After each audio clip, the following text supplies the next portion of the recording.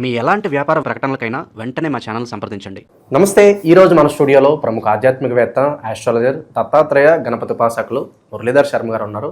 తులారాశి వాళ్ళకి ఎలాంటి సిచ్యువేషన్స్ ఈ నెల ఎదురవుతాయో గురుగారు మాటలోనే అడిగి తెలుసుకుందాం. నమస్కారం గురుగారు. మహాదేవ శ్రీమాత్రే నమః. గురుగారు, నవంబర్ మాసం విశేషంగా మీనరాశి వాళ్ళకి ఏళ్ళనాటి చెల్లో ఉన్నారు ఆల్రెడీ వీళ్ళు. దానికి ఏమన్నా విరుద్ధంగా కొంత అదృష్టం ఏమన్నా తోడవుతుందా, లేదంటే పరిస్థితి ఆ విధంగానే ఉంటుందా? ఈ నెల ఓవరాల్గా వీళ్ళు ఎలాంటి జాగ్రత్తన దైవారాధనలో ఉంటే బాగుంటుందంటారు? మీనరాశి వారు ఎవరైనా కూడా నిజంగా ఇట్టి నవంబర్ నెలలో అదృష్టవంతులే అని చెప్పుకోవచ్చు.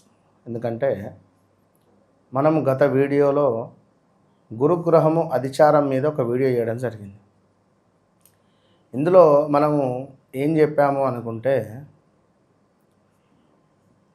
గురుగ్రహము వీరికి 5వ భావంలో అతిచారానికి వెళ్ళబోతున్నది. అంటే పంచమ భావము అంటే లక్ష్మీ స్థానము. ఎవరైతే మీనరాశి వారు ఉన్నారో వీరికి ఇక నుండి ఒక సుమారుగా 8 నుండి 10 నెలల పాటు 8 నుండి 10 నెలల పాటు చాలా అద్భుతమైనటువంటి యోగదాయకంగానే ఉండబోతూ ఉన్నది. ఎందుకు అంటే ఎంతసేపటికి మనము బాగాలేదు అని అనుకోవడం ద్వారా అది బాగా ఉండకుండా ఉండేటువంటి పరిస్థితే ఉంటుంది. యద్భావం తద్భవతి అట్లా. సో అదేవిధంగా ఈ మీనరాశి జాతకులు ఎక్కువగా ఎవరైతే ఉంటారో వీరు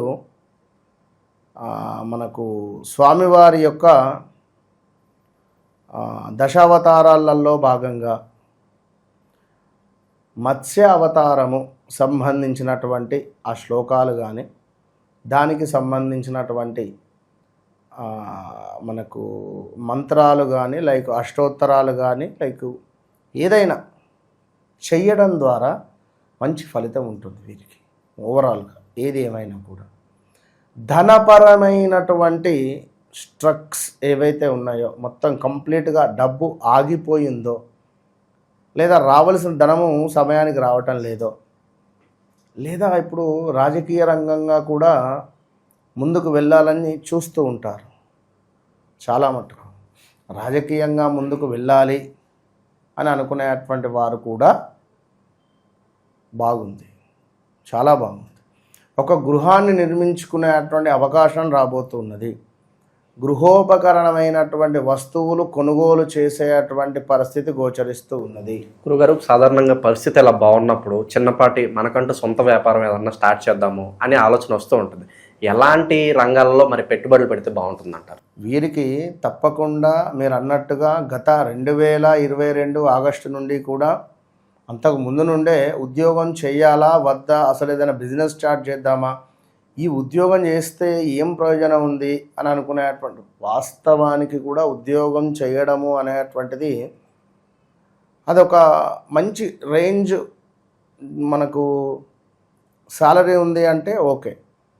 ఈ చిన్నగా సాలరీ ఉండేటువంటి వారు నిజంగా పనికిరాదు. వాస్తవానికి కూడా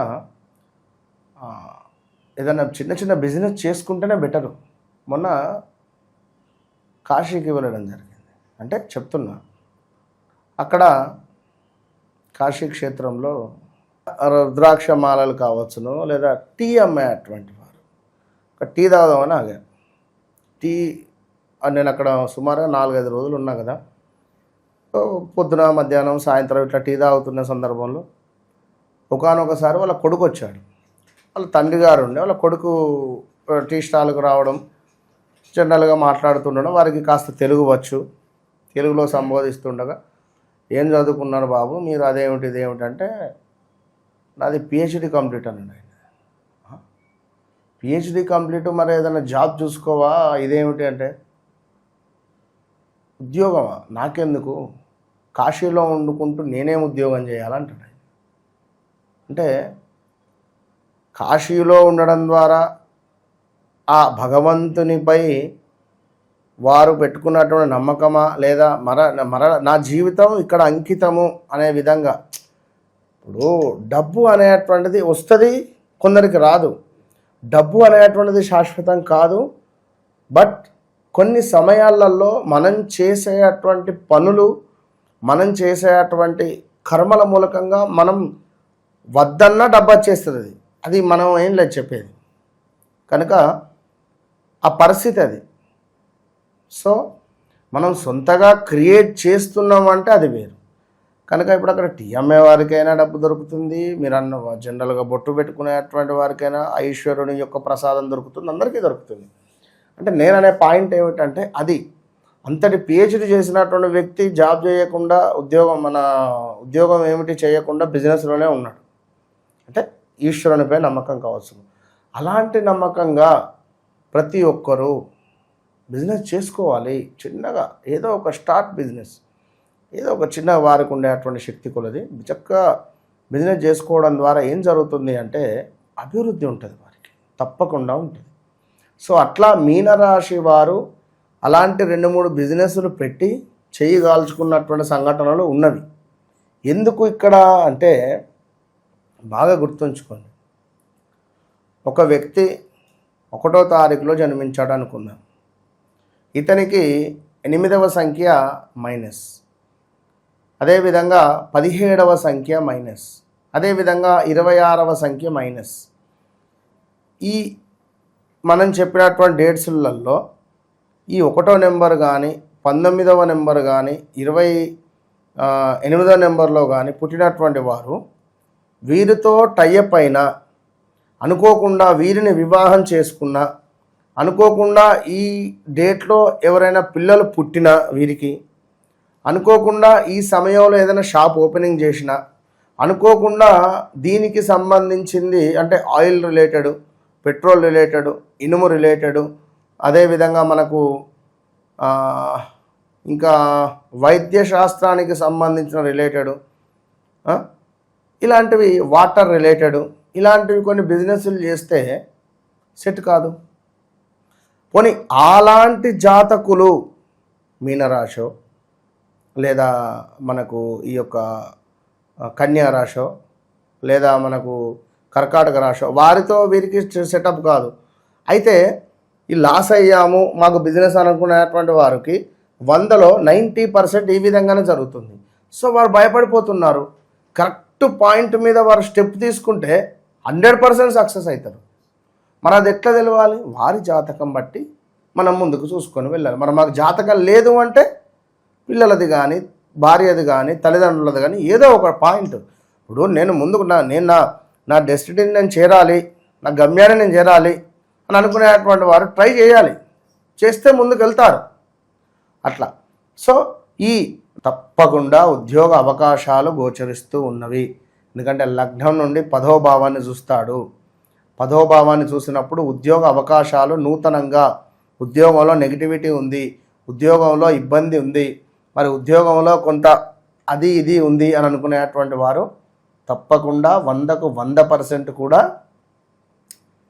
ఉద్యోగంలో ఉన్నతమైంది ట్రాన్స్ఫర్స్ కావచ్చును, లేదా ఈ యొక్క మనకు దాన్ని ఏమంటారు, ఒక టెంపరవరీగా ఉండేటువంటి వారికి పర్మనెంట్ అయ్యే ఛాన్సెస్ కావచ్చును, గవర్నమెంట్కు సంబంధించి ఏదైనా ఉద్యోగ అవకాశాల కోసం ఎదురు చూస్తూ ఉండేటువంటి వారికి అద్భుతమైన యోగం ఏర్పడడం కావచ్చును, ఇలాంటివి ఉంటవి. అంటే గోచార రీత్యా మరి వారి యొక్క వ్యక్తి జాతక రీత్యా మాత్రము అప్పుడు మనకు వారి యొక్క జన్మ జాతకాన్ని చూస్తేనే మనకు అది అర్థమవుతుంది.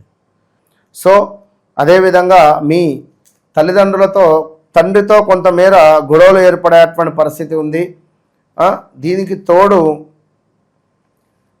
చిన్న అకారణమైనటువంటి కలహాలు, భూ సంబంధిత, ఇంట్లో తండ్రితో కావచ్చును.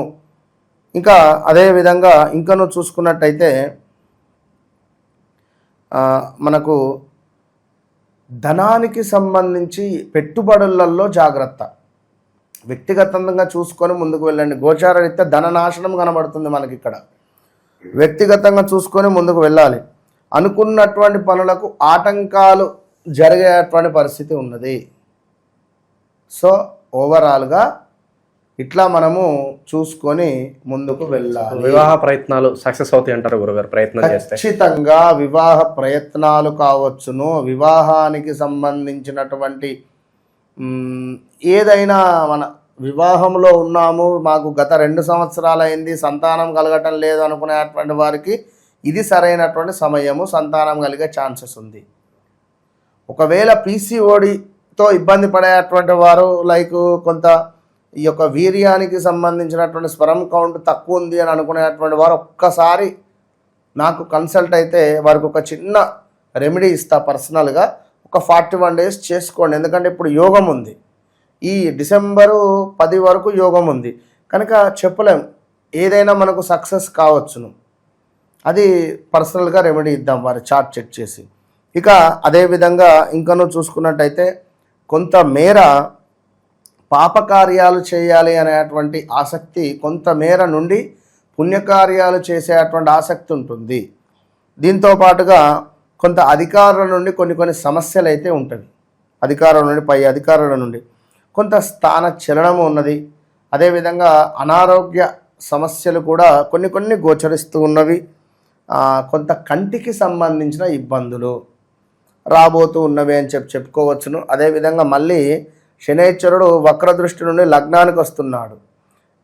మనకు సుమారుగా కూడా శని వక్రము వీడి సవ్యానికి వస్తున్నాడు. మనకు ఇదే నవంబర్లో 25వ తారీఖు, ఇది ఒక 25వ తారీఖు నుండి పర్ఫెక్ట్గా మీ రాశిలోనే ఉండబోతున్నాడు. సో అప్పుడు మనం ఏం చేయాలి అంటే ఒక వెండి ఫిష్ను మనము ఇంట్లో ఈశాన్యం వైపుగా వేలాడదీయండి, లేదా ఎక్వేరియంలో ఉండేటువంటి ఫిష్కు ఫుడ్ను డొనేట్ చేయండి, ఎక్వేరియం పెట్టండి, మంచి ఫలితం ఉంటుంది. ఇక అదేవిధంగా ఇంకను చూసుకున్నట్టయితే మనకు కొంత బంధువులతో కూడా గొడవలు ఉంటే సద్దుమణిగే పరిస్థితి ఉంది. ఇంట్లో శుభకార్యం చేసేటువంటి యోగం ఏర్పడబోతూ ఉన్నది. తప్పకుండా నిరుద్యోగులకు కూడా ఏదన్నా శుభవార్త ఎక్స్పెక్ట్ చేయొచ్చు?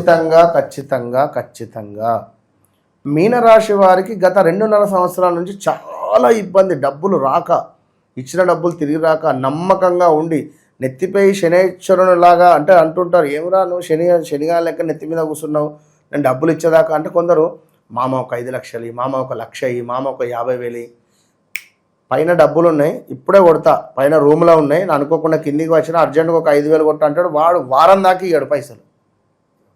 వీడికి ఇరుక్కొని వాని దరిద్రం వీనికి దరిద్రం చుట్టుకుంటుంది. ఇలాంటి దాఖలాలలో వీళ్ళు ఉన్నారు, ఆల్రెడీ అనుభవిస్తూ ఉన్నారు ఎన్నెన్నో ఇబ్బందులు.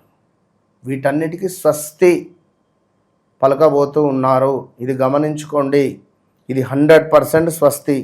కనుక వారి యొక్క వ్యక్తి యొక్క జాతకాన్ని చూడాలి అనుకుంటే వారి యొక్క డేట్ ఆఫ్ బర్త్, పుట్టిన సమయం కావాలి. లేదు అనుకున్నా వారి భార్యదో లేదా వాళ్ళ పిల్లలదో, ఇంట్లో ఎవరిదైనా ఉండనివ్వండి, వాళ్ళ అక్కదో చెల్లెదో అన్నదో తమ్ముందో, దాంట్లో నుండి మనం చూసి బాబు మీరు వెళ్ళే మార్గం కరెక్టా కాదా, ఇగో ఇటు డైవర్షన్ కండి, ఇట్లా వెళ్ళండి, వెళితే ఇది ఈ గమ్యానికి మీరు చేరుకుంటారు అనేటువంటి సహాయము మనం వారికి 100కు 100% చేస్తాం. ఇక ప్రత్యేకంగా రెమెడీస్ ఏమైనా చెప్తారు గురుగారు వీళ్ళకి ఏదన్నా ఈ మాసం? సో ఓవరాల్గా మీనరాశి వారికి ఈ నవంబర్ నెలలో అత్యంత అద్భుతమైనటువంటి పరిహారము అని మనము చెప్పాలి అని అనుకుంటే, నవధాన్యాలు తీసుకొని ఒక 100 గ్రామ్, ఈ నవధాన్యాలను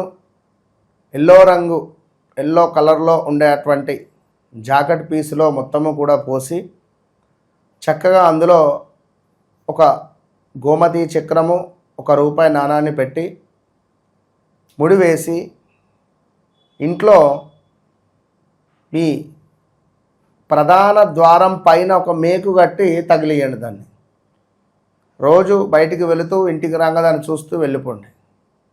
ఇది మనకు కార్తీక మాసంలో కానీ అటు పిమ్మట వచ్చేటువంటి మాసంలో కానీ నవంబర్ నెల నుండి ఇది వీడియో చూసిన ఎప్పుడైతే చూస్తారో అప్పటి నుండి సుమారుగా 3 గురువారాలు చేయాలి. ఇది 3 గురువారాలు చేయండి. ఆ నవధాన్యాలు తీయాలి, ఎక్కడైనా జల్లాలి. చల్లితే చక్కగా మొలకలు వస్తాయి. ఆ విధంగా చూసుకోండి, మంచి ఫలితం ఉంటుంది. చాలా బాగా వివరించారు. ధన్యవాదాలు గురుగారు. మహాదేవ్.